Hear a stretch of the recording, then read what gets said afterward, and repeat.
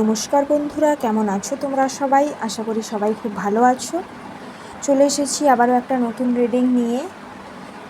আজ আমি দেখব তোমার পার্টনারের এই মুহূর্তে এই সম্পর্কটা নিয়ে তার মনে কী চিন্তাভাবনা চলছে। তো যারা আমার ভিডিওটা প্রথমবার দেখছো, আমার চ্যানেলে যারা প্রথমবার এসেছো, তোমরা প্লিজ আমার চ্যানেলটা সাবস্ক্রাইব করো এবং আমাকে সাপোর্ট করো। তো চলো দেখে নিই তোমার পার্টনারের কারেন্ট ফিলিংস কী। বর্তমানে তোমার পার্টনার এই সম্পর্কটা নিয়ে কি ভাবছে, তার মনের মধ্যে কি চলছে, এই সম্পর্কটা নিয়ে তার কারেন্ট ফিলিংস বা তার মনের চিন্তাভাবনা কি।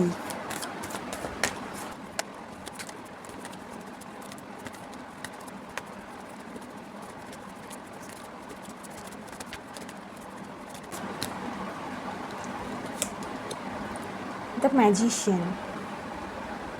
ওকে,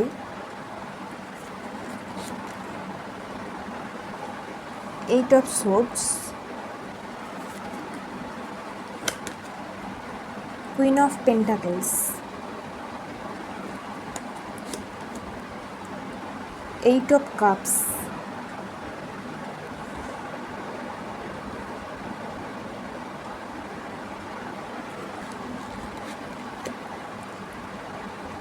six of wands, seven of pentacles. Okay, এখানে বটম অফ দ্য ডেক এসেছে দি হায়ারোফ্যান্ট। তোমাদের সম্পর্ক নিয়ে তোমার পার্টনারের বর্তমান চিন্তাভাবনা কী? এখানে কার্ডসগুলো দেখে যা মনে হচ্ছে, তোমার পার্টনার কিন্তু তোমাকেই চায়, তোমার সাথেই সে তার ভবিষ্যৎ দেখে এবং তোমাকেই ম্যানিফেস্ট করছে।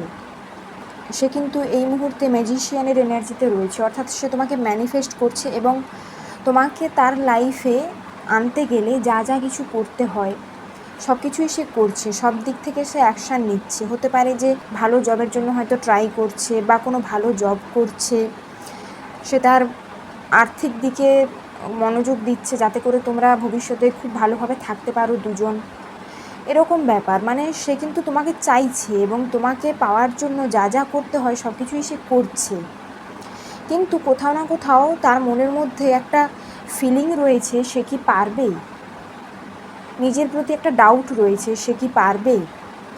কারণ হয়তো তোমাদের মধ্যে একটা অনেকটা ডিফারেন্স রয়েছে, এটা ফাইন্যান্সিয়াল ডিফারেন্স হতে পারে। তুমি হয়তো খুব অ্যাবান্ডেন্ট ফ্যামিলি থেকে বিলং করো, সে হয়তো অতটা অ্যাবান্ডেন্ট নয়, সেই জন্য সে মনে করে যে সে কোথাও না কোথাও তোমার যোগ্য নয়, তুমি আরও অনেক ভালো কাউকে ডিজার্ভ করো, এরকম তার একটা মনের ফিলিং। মানে কেমন বলো তো, সে না মনে মনে অনেক কিছু ভেবে নিয়েছে আর সেই ভাবনাগুলোকে নিয়ে না নিজেই সেগুলোর মধ্যে ট্র্যাপড হয়ে রয়েছে, সেখান থেকে বেরিয়ে আসতে পারছে না, তার মন থেকে সেই ভাবনাগুলোকে সে দূর করতে পারছে না। বা এটাও হতে পারে যে হয়তো বর্তমানে তার জীবনে অনেক সমস্যা চলছে এবং সে ট্র্যাপড ফিল করছে, চারদিক থেকে মনে হচ্ছে যেন তাকে কেউ বেঁধে দিয়েছে, সেই সিচুয়েশনের মধ্যে সে একদম আটকে রয়ে গেছে, সেখান থেকে বেরিয়ে আসতে পারছে না, এরকম একটা সিচুয়েশন। কিছু কিছু জনের ক্ষেত্রে হতে পারে তোমার পার্টনারের মধ্যে সেলফ ওর্থ ইস্যু রয়েছে, অর্থাৎ সে নিজেকে কখনো অতটা ওর্দি ফিল করে না, মানে সে মনে করে মানে নিজের প্রতি তার একটা কনফিডেন্ট নেই, নিজে যে ওর্দি, নিজের যে একটা ভ্যালিউ রয়েছে সেই জিনিসটা হতে পারে তোমার পার্টনারের মধ্যে নেই, সেলফ ওর্থ ইস্যু রয়েছে তার মধ্যে, অ্যাবান্ডনমেন্ট ইস্যু থাকতে পারে তার মধ্যে।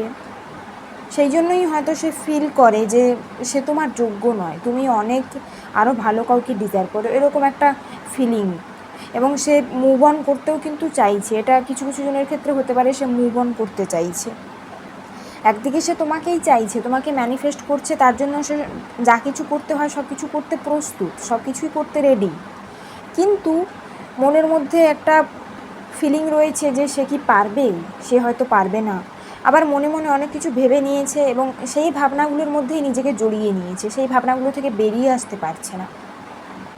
তোমাকে কিন্তু সে একজন রানীর মতো দেখে, তুমি নিজেকে এমনভাবে রাখো, বা হয়তো তোমার ফ্যামিলি খুব ভালো, একদম ফাইন্যান্সিয়ালি তুমি খুব ইন্ডিপেন্ডেন্ট, বা ফাইন্যান্সিয়ালি তোমার যে ফাইন্যান্সিয়াল ব্যাকগ্রাউন্ড সেটা হয়তো খুবই ভালো, তোমার ফ্যামিলি হয়তো খুবই অ্যাবান্ডেন্ট ফ্যামিলি, সেই জন্য এটা নিয়েও কোথাও না কোথাও সে একটু মনে মনে ভাবছে যে কিভাবে কি করবে, সে কি তোমাকে ভালো রাখতে পারবে, এইরকম অনেক রকমের চিন্তাভাবনা চলছে তার মনে। কারণ এখানে আমি দেখতে পাচ্ছি সে কিন্তু তার আর্থিক দিক নিয়ে একটু চিন্তিত।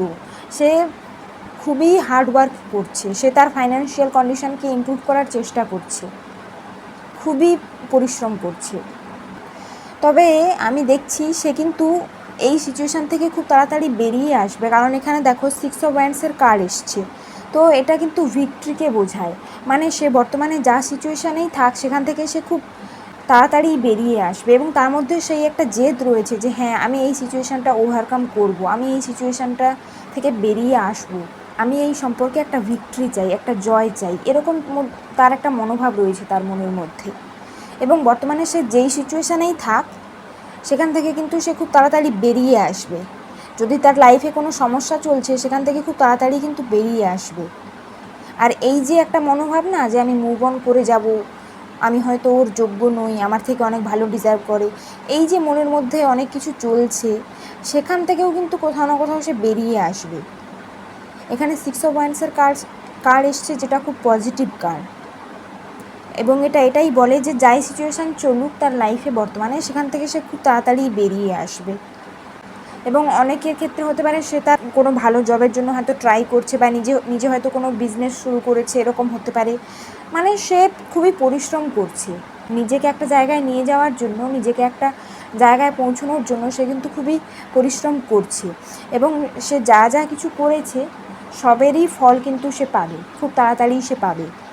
এখানে যতগুলো কার্ড এসছে না সবগুলোই কিন্তু পজিটিভ কার্ড, সবগুলোই পজিটিভ কার্ড। শুধু ওই 8 অফ সোর্স আর 8 অফ কাপস এই দুটো কার্ড একটু সামান্য নেগেটিভ এসেছে। নাম্বার 8 তোমাদের জন্য ইম্পর্ট্যান্ট হতে পারে, নাম্বার 1, নাম্বার 6, নাম্বার 7, নাম্বার 5 এগুলো তোমাদের জন্য ইম্পর্ট্যান্ট হতে পারে। আর এখানে দেখো বটম অফ দ্য ডেক এসেছে দ্য হায়ারোফ্যান্ট, যেটা কোথাও না কোথাও একটা ম্যারেজ কার্ড। মানে তার মনের মধ্যে না কোথাও ম্যারেজ নিয়ে ভাবনা চিন্তা চলছে, তোমাকে সে বিয়ে করবে এরকম একটা ভাবনা চিন্তা চলছে। কিন্তু ওই যে বললাম মাঝে মাঝে নেগেটিভ হয়ে যায়, মাঝে মাঝে ভাবে আমি কিভাবে পারবো, আমি কি আদৌ পারবো। নিজের মনের মধ্যে অনেক কিছু চিন্তাভাবনা নিয়ে নিজেই একটা ট্র্যাপড সিচুয়েশান তৈরি করে ফেলেছে, মনের মধ্যেই অনেক কিছু ভেবে ফেলেছে।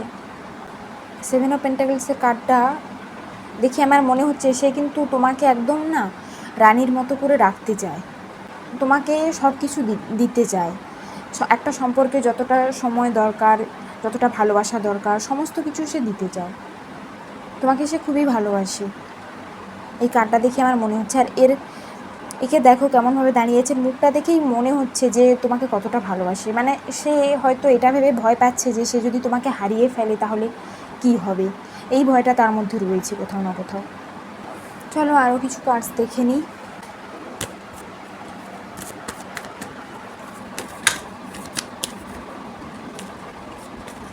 আমার মনে হচ্ছে তোমাদের ফাইন্যান্সিয়াল সিচুয়েশান ভালো, কিন্তু তা হয়তো অতটা ভালো নয়, এবং সেটা নিয়ে এসে একটু সমস্যায় রয়েছে, চিন্তায় রয়েছে কি করবে না করবে। কাস্ট ইস্যু থাকতে পারে তোমাদের মধ্যে,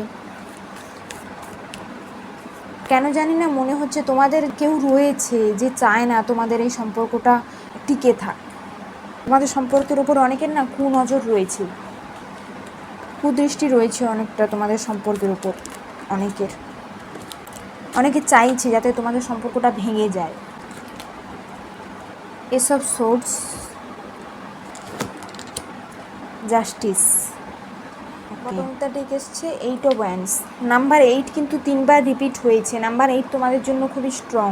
তোমাদের হয়তো ডেট অফ বার্থ বা বার্থ মান্থ হতে পারে, লাইফ পাথ নাম্বার হতে পারে।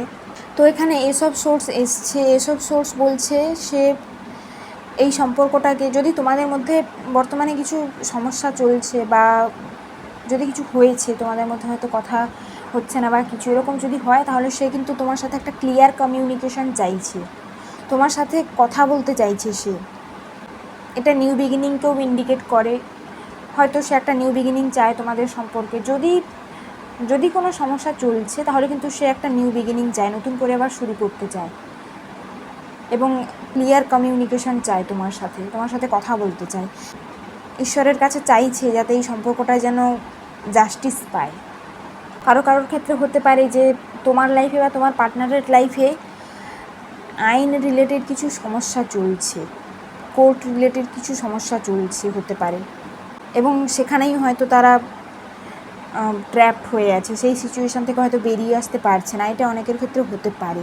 তো সেই সম্পর্কে একটা ব্যালেন্স চাইছে, একটা ব্যালেন্স ক্রিয়েট করতে চাইছে, তার লাইফেও একটা ব্যালেন্স ক্রিয়েট করতে চাইছে, এবং এই সম্পর্কে সে একটা ন্যায় চাইছে, তোমাদের সাথে ক্লিয়ারলি কমিউনিকেট করতে চাইছে। এইট অফ ওয়ান্ডসের কার্ডও এটাই বলছে যে সে তোমাদের সাথে কথা বলতে চায়, কোনো বিষয় নিয়ে সে কিন্তু তোমাদের সাথে কথা বলতে চায়। এখানে আমি আরেকটা কথা বলতে চাই, তোমাদের মধ্যে যা কিছু সমস্যা চলছে না বর্তমানে, তোমাদের দুজনের মধ্যে যদি কিছু প্রবলেম চলছে, তাহলে তোমরা দুজনের সাথে কথা বলো, যা কিছু সমস্যা রয়েছে কথা বলে তোমরা সলভ করার চেষ্টা করো। তো এটাই ছিল আজকের রিডিং, আশা করি তোমাদের সাথে রেজোনেট করেছে। যদি রেজোনেট করে থাকে তাহলে প্লিজ একটা লাইক করো, আর যারা আমার চ্যানেলে নতুন এসেছো প্লিজ চ্যানেলটা সাবস্ক্রাইব করে আমাকে সাপোর্ট করো। তোমরা কমেন্টেও বলতে পারো আমি কোন টপিকের ওপর ভিডিও নিয়ে আসবো। Thank you everyone for watching.